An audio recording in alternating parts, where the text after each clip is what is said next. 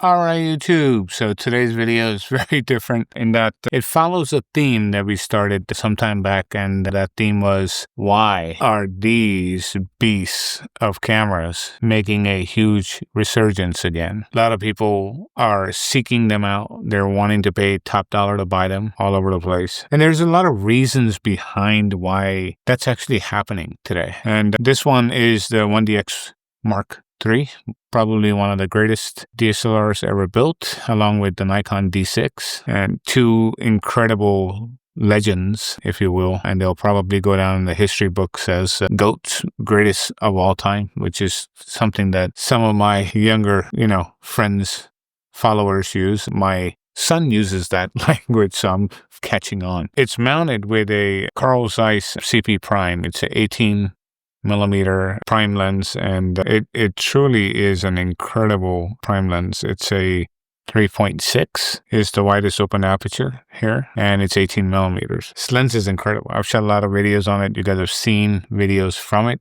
Probably didn't even realize did it. I even put it onto the 1DC and shot it last time. I think I'll make my next video on the 1DX Mark III with this and show you what it looks like. Anyway, that's not what this video is about. Why the DSLR? Let me get the basic stuff out of the way, and then I'll get to the real meat of the game. Why are so many people, after buying so many mirrorless cameras, spending so much money, still up in arms and really have truly lost their connection with their photography? Because they're constantly chasing gear, specs, all kinds of different things. When you have a machine of this caliber, you're not looking at what someone else is shooting. You don't care. You have the best in your hand. Why worry about the rest? It sounds cocky, but it's true. But when you are a true professional, then the thought should never come in your mind, if this camera is going to fail on me. If I get that thought in my mind that a camera is about to fail on me, it doesn't go with me on a paid gig. It just stays home. It's a nice camera to have, but hasn't earned the right to be in the bag where it gives me that peace of mind. I'm giving you a perspective of what professionals look at. How a lot of people that are not professionals have been early adopters of mirrorless and all these different things. Canon built a whole system around it. Nikon built a whole new system around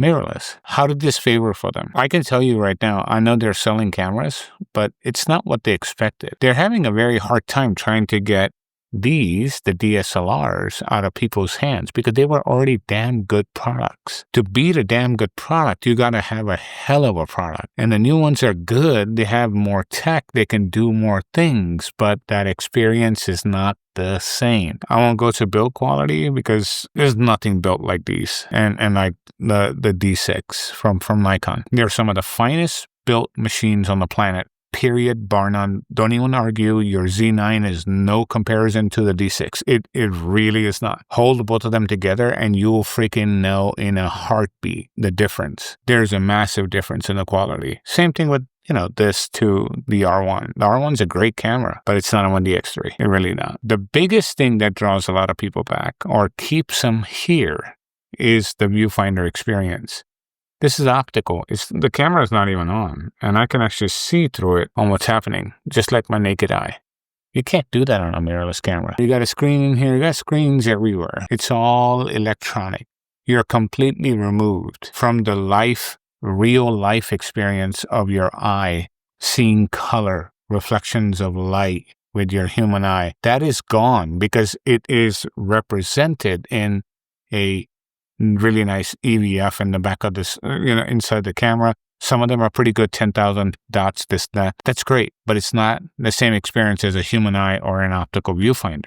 It's good, it's really sharp, it's incredible, but it is not an optical finder. It never will be, no matter what you do.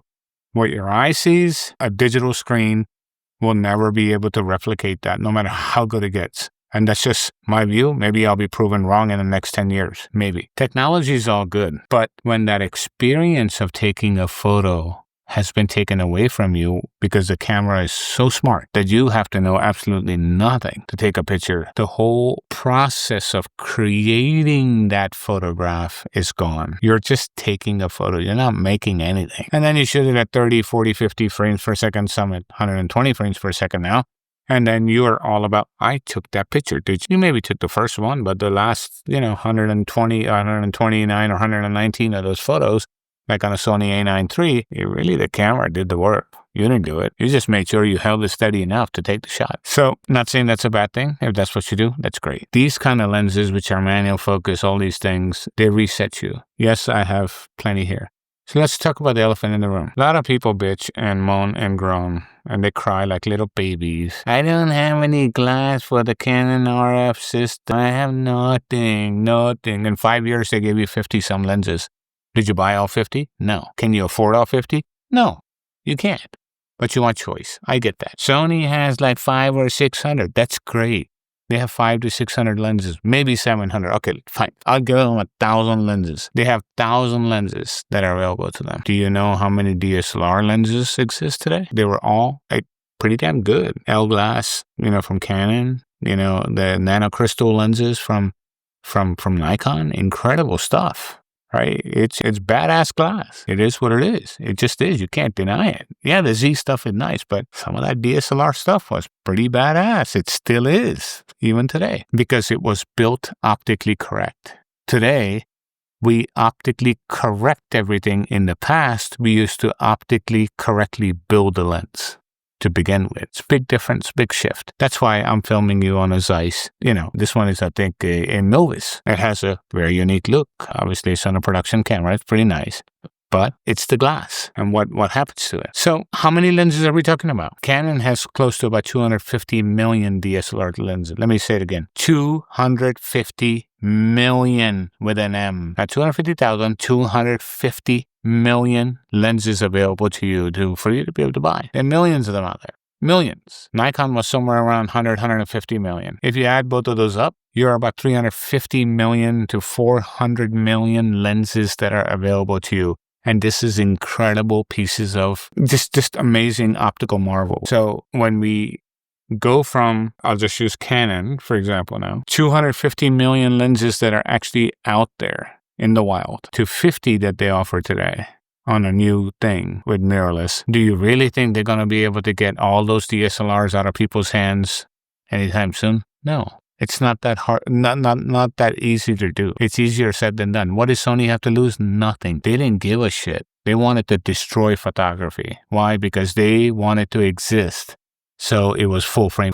Everything is full frame. It's all about Sony. But do they really care about photography? Maybe. Doesn't look like it though. They're not an optical company. That's not what they did. They make everything, which is good. However, Canon and Nikon have a whole different problem. They got all these people that have a lot of these that they got to get out of their hands onto the new. It's a tall order. I told you that when the EOS R came out and that R system came out. And did they do it? They are. They're number one. Now, what are they going to do? Model after model, starting at $200 all the way to $10,000 to fancy your, whatever it is that excites you, depending on how much ever money you want to pour. And they're going to happily take that money from you. And then they'll give you something like an R1, which is an incredible camera, but it's on a 1DX3 for me. Now, for you, if you've never had one of these, you would never know what the heck I'm talking about. This video is probably a mute point. So you have so much quality glass available to you at fairly reasonable price. Now, when I made my first video about DSLRs, maybe I might have screwed myself because some of the prices went up after that because people started buying them. Now I got all these channels starting to make that video again because they know they'll get some views. But do they own DSLRs? I got like 10 in the other room, 6 like 1D bodies in the fake it till you make it program. But I don't have AI doing stuff for my videos. This is me. This is pure experience. You get all of me, right? You don't get that detached experience like a mirrorless camera when you come to this channel. Once in a while, I'll make a completely AI-driven video because it's just facts. You don't need to hear me say the facts. You can just watch it, read it, whatever. That's perfectly okay. But when we're having a conversation, you want to see the person. It makes it more personable. I would recommend that you start looking at all of your options that are available to you before you start spending your money. For what you will spend today on a decent mirrorless camera with decent quality glass, not the crappy lenses, the nicer ones, you're looking at $3,000 to $5,000 for a nice setup, right? With really high quality glass, not stuff that is being fixed inside the camera with all these corrections and stuff. And it's really shitty glass, but you're paying a lot of money for it. It looks fine once it's corrected, but when you take it off It's nothing there. So don't spend your hard-earned money on stuff that is substandard like that. Buy good quality stuff. If you did that, you'll be about $5,000. For $5,000, you can buy some of the most iconic DSLRs ever built that's every bit as good and can go neck to neck with the pro mirrorless bodies. They might not be quite as fast, and they are world-proven professional photography tools. So keep that in mind. And if you want me to make a series of videos, I don't know why I'm even saying this, I shouldn't, but in different price points on what you can do with DSLRs, let me know. But what I am seeing is an incredible amount of resurgence of DSLRs out there. A lot of people wanting to try them. A lot of people that have tried them, sold their mirrorless, went back to DSLRs. And some obviously went back to mirrorless because that's what they wanted. I'm not saying that it doesn't go the other way as well. It does. But overall, there's nothing wrong with DSLR technology. It's just, we are where we are.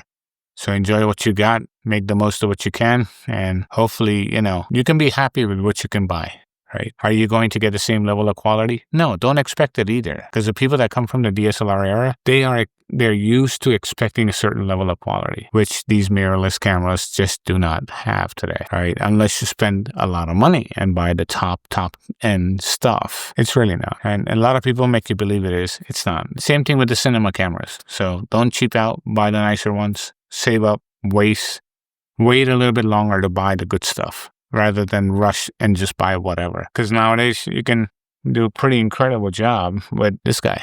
The iPhone does amazing video. Amazing. If you just know how to use it, you could do that. It's not cheap. It's like a $1,300-$1,400 tool, so you spend that much on the camera anyway. You might as well spend $2,000, $2,500 to buy something a little bit nicer.